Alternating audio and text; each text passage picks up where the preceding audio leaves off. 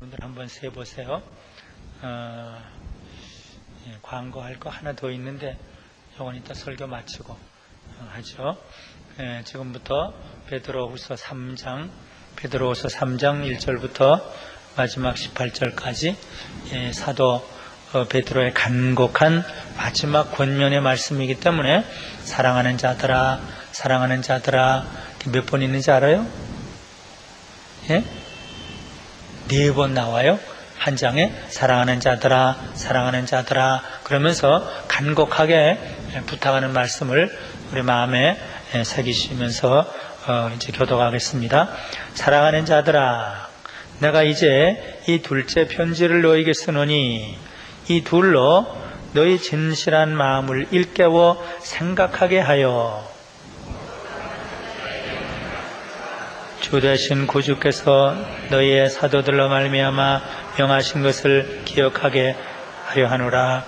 먼저 이것을 알지니 말세에 기롱하는 자들이 와서 자기의 정욕을 쫓아 행하며 기롱하여 가로되 주의 강림하신다는 약속이 조상들이 잔 후로부터 만물이 처음 창조 때와 같이 그냥 있다 하니 이는 하늘이 예적부터 있는 것과 땅이 물에서 나와 물로 성립한 것도 하나님의 말씀으로 된 것을 저희가 불어 잊으려 함이로다. 이로 말미암아 그때 세상은 물에 넘침으로 멸망하였으되 이제 하늘과 땅은 그 동일한 말씀으로 불사르기 위하여 간수하신 바 되어 경건치 않은 사람들의 심판과 멸망의 날까지 보존하여 두신 것이니라. 사랑하는 자들아, 주께는 하루가 천년 같고 천년이 하루 같으니 한 가지를 잊지 말라. 주의 약속은 어떤 이에 더디다고 생각하는 것 같이 더딘 것이 아니라 오직 너희를 대하여 오래 참으사 아무도 멸망치 않고 다 회개하기에 이르기를 원하시느니라. 그러나 주의 날이 도적같이 오리니 그 날에는 하늘이 큰 소리로 떠나고 재질이 뜨거운 불에 풀어지고 땅과 그 중에 있는 모든 일이 드러나리로다.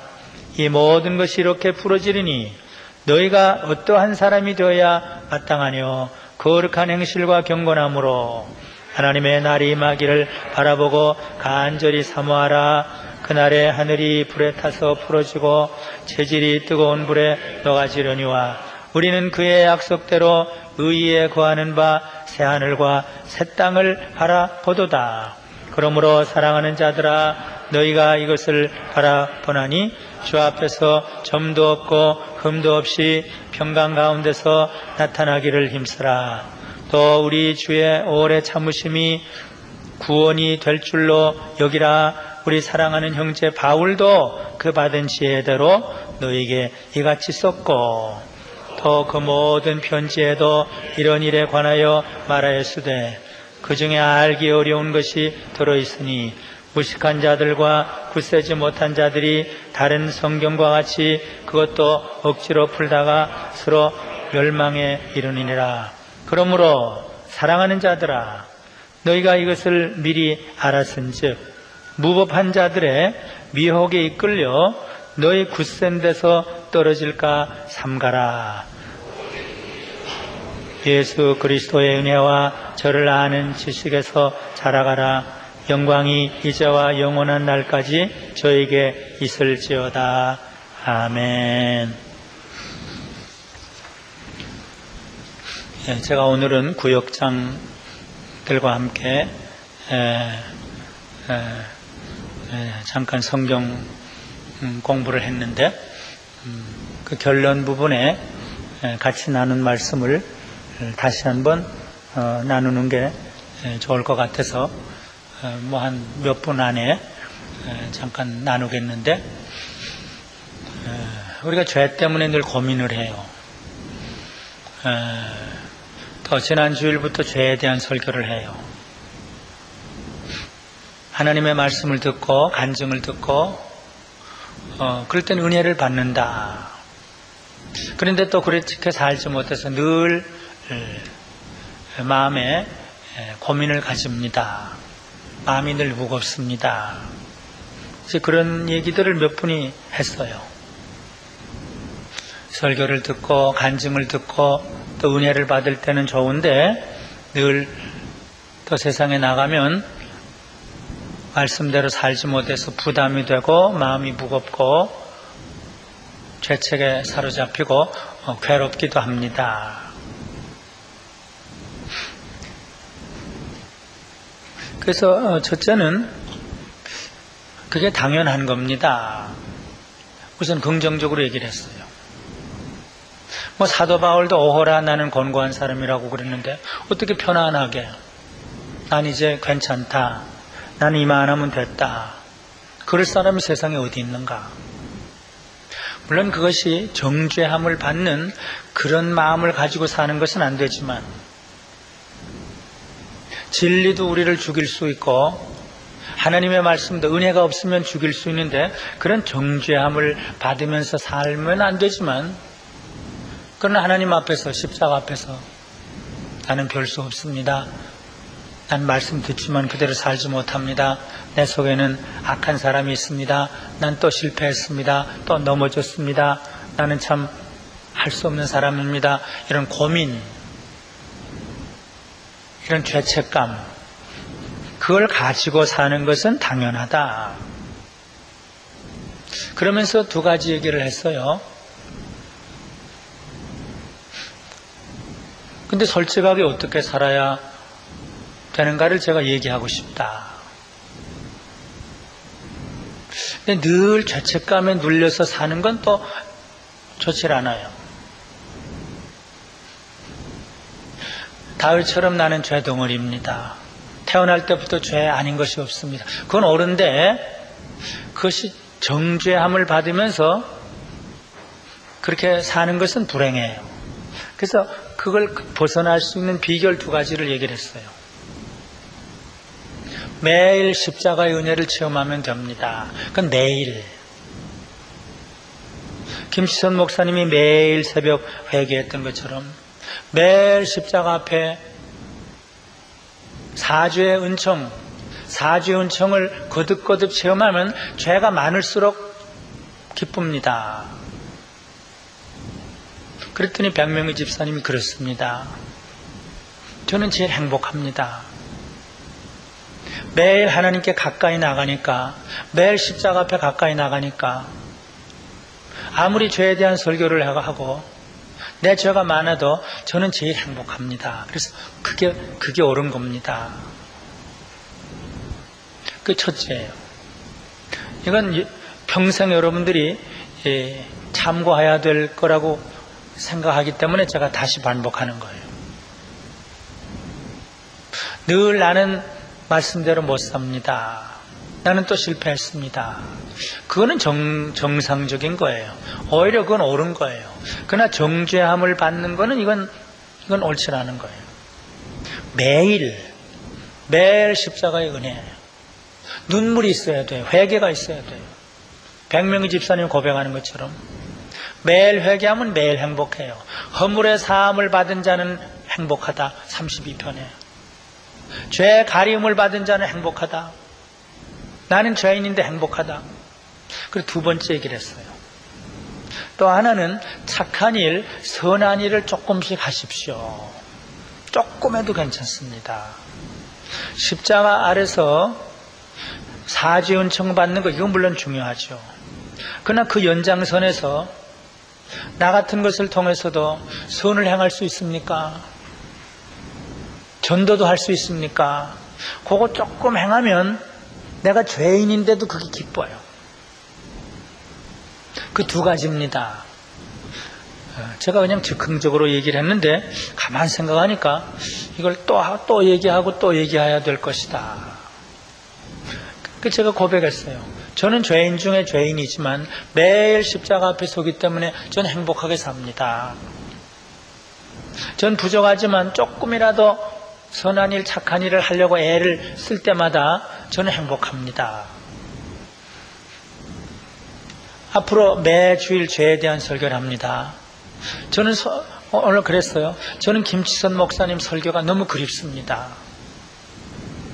죄에 대한 설교예요. 옛날 우리 선배들은 죄에 대한 설교를 그렇게 했어요. 청교도들이 그랬어요. 주홍글씨를 썼던 그 시대 청교도들. 근데 그 설교가 저는 듣고 싶어요.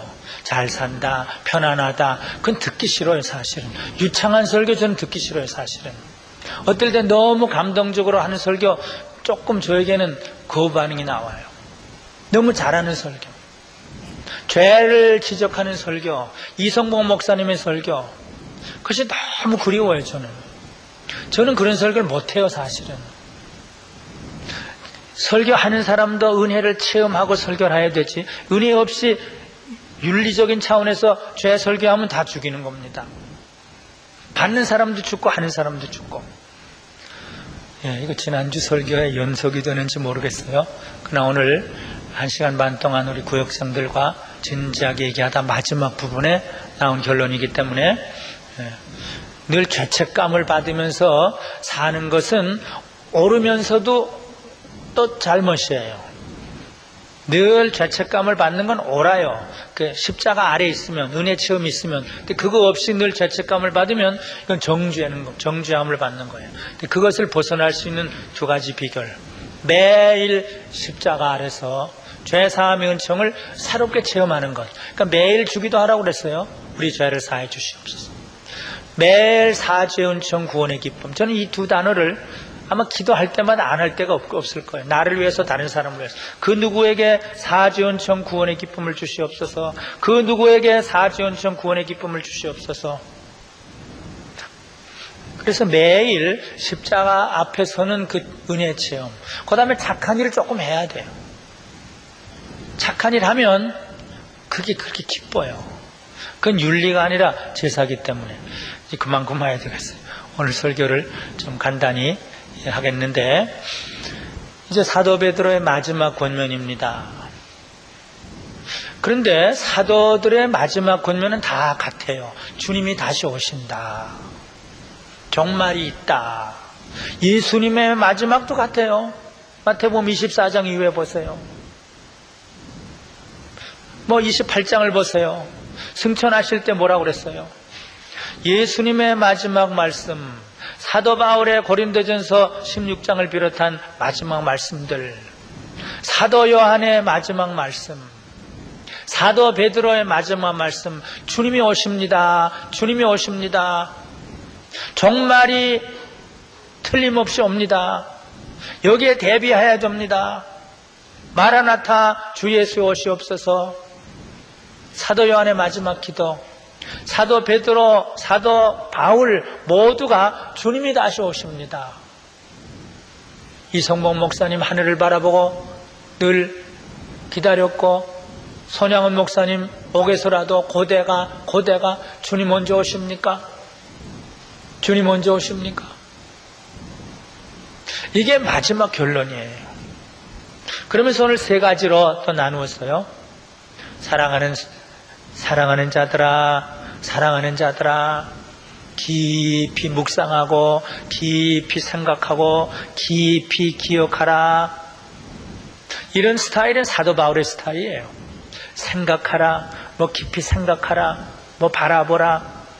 베드로는 행동적인 사람이라, 사색적인 사람이 아니라 그런 말 별로 할 줄도 몰랐던 사람이에요. 깊이 생각하시오, 깊이 묵상하시오, 깊이 기억하시오. 뭘 기억합니까? 옛날 구약에서 선지자들을 통해서 주신 그 말씀, 예수님의 사도들을 통해서 여러분들에게 명하신 말씀, 주님이 다시 오신다는 말씀, 그 말씀을 매일매일 기억하시오, 매일매일 묵상하시오. 다른 거 너무 생각하면 안 된다, 그거예요. 하나님의 말씀을 주야로 묵상하는 자가 복이 있도다. 다윗도 그랬죠. 여호와의 말씀은 꿀과 송이꿀보다 답니다. 금보다 정금보다 더 보배입니다. 말씀이 위로입니다. 기쁨입니다. 말씀을 먹었더니 그것이 위로가 됐습니다. 베드로도 전에는 그냥 벌떡벌떡 다니면서 넘어지기도 하고 그저 실수도 많이 했는데, 사도 바울처럼 깊이 생각하라, 깊이 묵상하라, 늘 기억하라. 구약의 말씀과 신약의 말씀을 기억하라. 그 다음 두 번째, 언제나 이단들이 많이 있다. 예수 조롱하는 사람이, 기롱하는 사람은 조롱하는 사람이에요. 예수 다시 온다는 거 조롱하는 사람이 있다. 예수가 우리 위해서 죽었다고 하는 거 조롱하는 사람이 있다.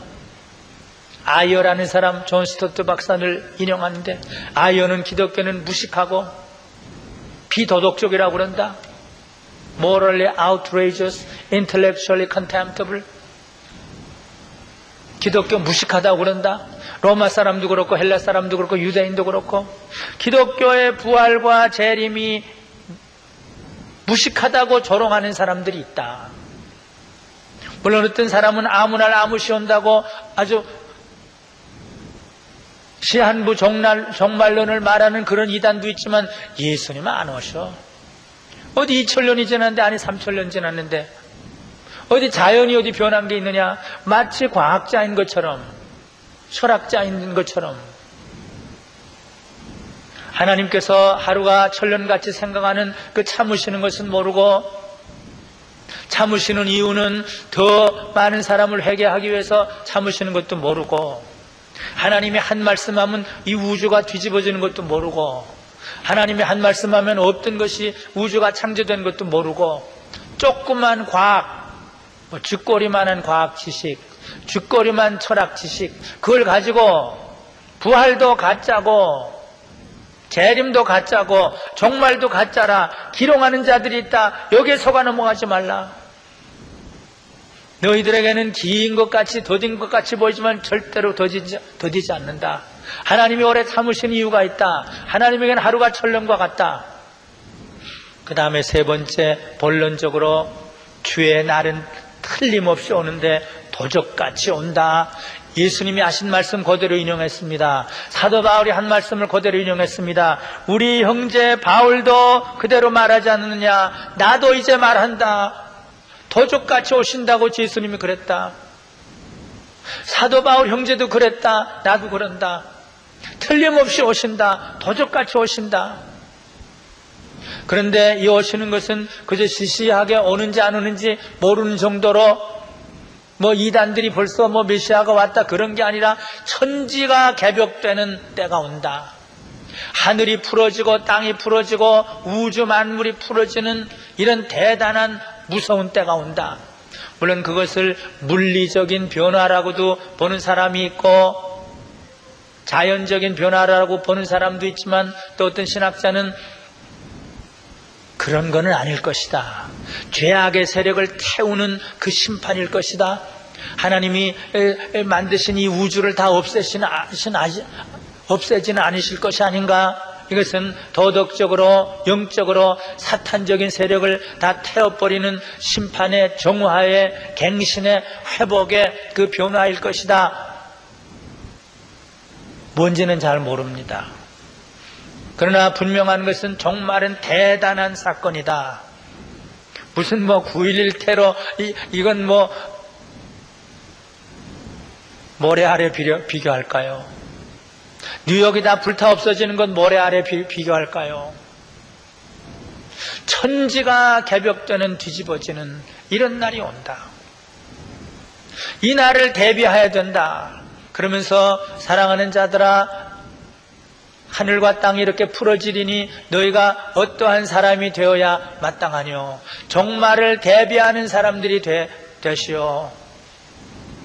종말을 대비하는 자세를 가지시오. 그리고 여러 가지를 말씀을 합니다. 첫째는 거룩한 행실을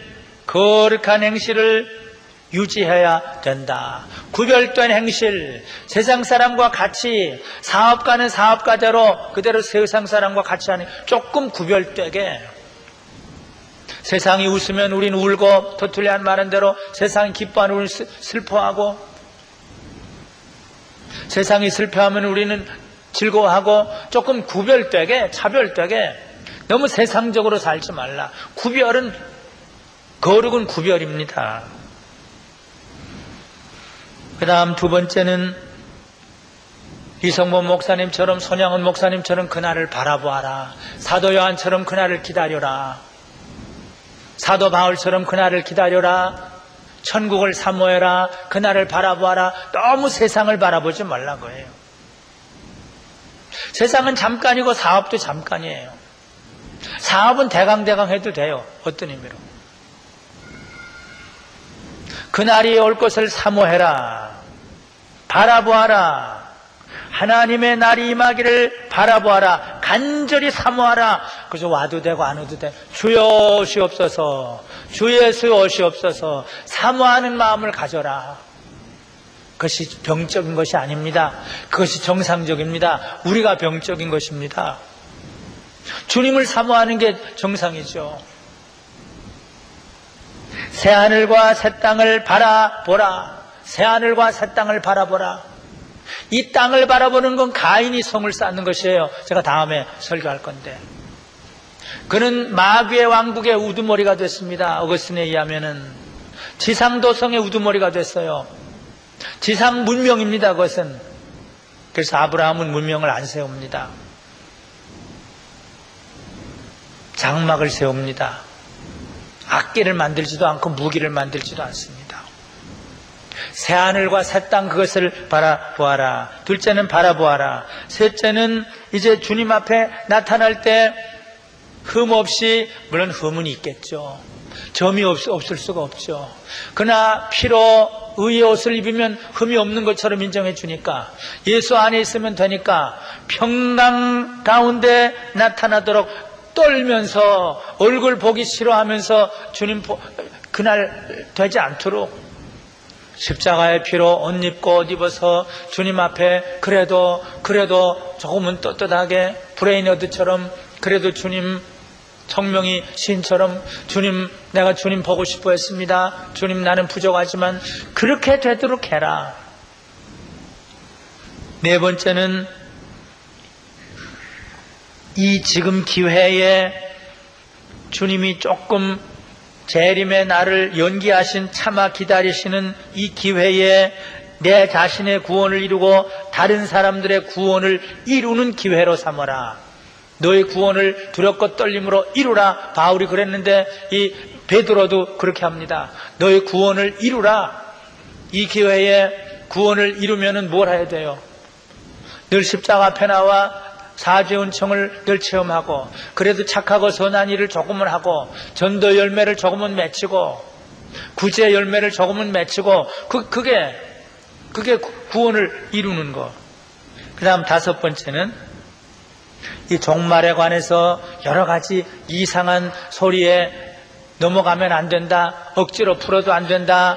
이 종말에 대한 것은 신비다. 이것은 아무도 모르고 아버지만 아시는데 이것을 억지로, 종말에 대한 걸 억지로 풀지 말고 바울이 가르쳐준 대로, 사도 바울이 그 지혜대로 가르쳐준 대로 바른 종말관을 가지도록 거기에 굳게 서라. 이 이상한 종말관에 현혹되지 말라. 그리고 여섯 번째 마지막으로, 여기 간단한 말이지만 중요해요. 이 종말을 대비하게 되려면 아까 제가 처음 서론에 얘기했던 것하고 톱도 통해요. 그러기 위해서는 예수 그리스도의 은혜 체험 가운데 자라가야 돼요. 은혜, 그리고 저를 아는 지식. 성경에 안다는 건 사랑한다는 겁니다. 지식은 교제를 통해서 아는 겁니다. 그 부부간의 알물, 그 지식이라고 그래요. 주님을 친밀히 만나는 것, 주님의 은혜 체험, 주님의 만나는 체험, 그거를 늘 해야 된다, 그거예요. 무슨 어디 가서 강의를 듣고 되는 것이 아닙니다. 이렇게 종말을 대비하기 위해서는 은혜 체험을 늘 해야 되고, 주님을 깊이 아는, 사랑하는 그 교제, 그 지식에서 자라가야 된다. 여섯 번째 권면을 했어요. 그 다음 일곱 번째는 하나의 축원이에요. 하나의 약속이에요. 이렇게 종말 신앙을 가지고 기다리는 사람에게는 영광이 지금부터 영원까지 임한다. 종말의 주님을 기다리고 바라보는 사람에게는 영광이 임한다. 나에게도 주어질 영광이 있고 여러분들에게도 주어질 영광이 있다. 종말 신앙에 대한 권면입니다. 우리 김사만 목사님 오래전에 지적한 대로 한국교회의 가장 큰 문제가 뭡니까? 제가 그 질문을 했어요. 제가 왜 그 질문을 했는가 하면 제10차 WEF 세계 대회에 가서 제가 주제 강연을 하는데 명성교회에 대한 소개를 제가 했죠. 그러면서 한 말씀 할 게 있습니까? 오늘날 한국교회의 가장 큰 문제가 뭐라고 보십니까? 종말신앙을 상실한 것입니다. 제가 그대로 썼어요. 목사도 종말신앙이 없고 설교도 종말신앙이 없고 평신도도 종말신앙이 없고 세상에서 잘 먹고 잘 살고 복 받는 거, 그게 문제입니다. 바로 본 거예요. 근데 오늘 베드로는 종말신앙을 가지라고 권면합니다. 사도 바울도 종말신앙을 가지라고 권면합니다. 사도 요한이야말로 마지막 계시록은 종말신앙을 가지라고 권면하고 새하늘과 새 땅을 보여줍니다. 이 세상은 잠시 지나는 나그네입니다. 며칠 전에도 정구모 박사님 만나서 같이 식사를 했는데 참 그분 단순하고 너무 좋아요. 너무 단순하고 좋아요. 오늘 이 모든 문제를 예수님이라면 어떻게 말씀하실까? 나는 그 차원에서 늘 생각합니다. 나는 과학자가 중요한 게 아닙니다. 어떻게 신앙인으로 바르게 사는 것, 이게 내 문제입니다. 언제나 그 고백이에요. 기도도 하는 게 문제입니다. 물론 과학자로 명성 날리는 거, 돈 버는 거, 이게 목적으로 삼을 수 있죠. 카트도 마찬가지예요. 정말의 주님 앞에 선 그 삶의 자세, 좀 탐욕이 없어지고 욕심이 없어지고 미련이 없어지고 어떻게 하면 주님 앞에 설 수 있을까?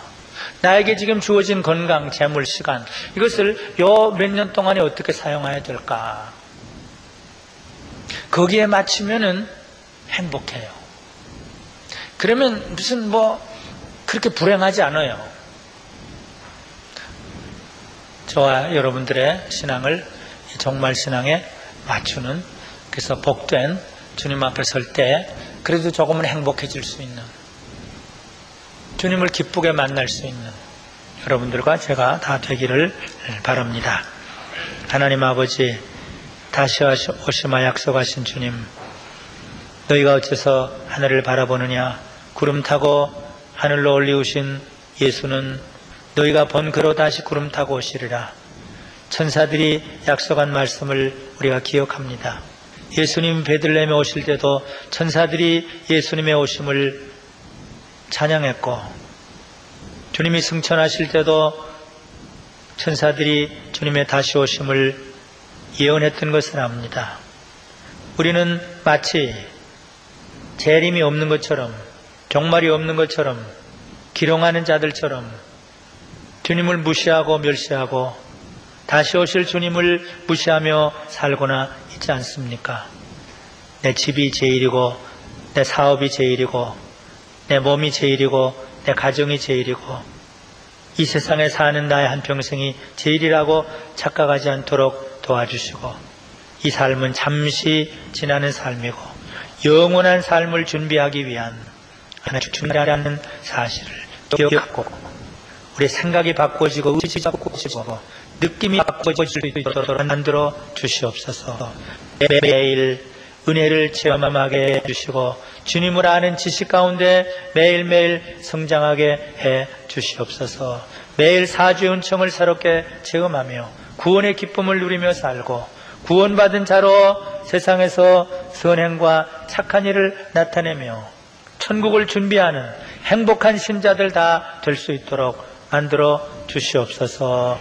예수님의 이름으로 감사 기도드리옵나이다. 아멘.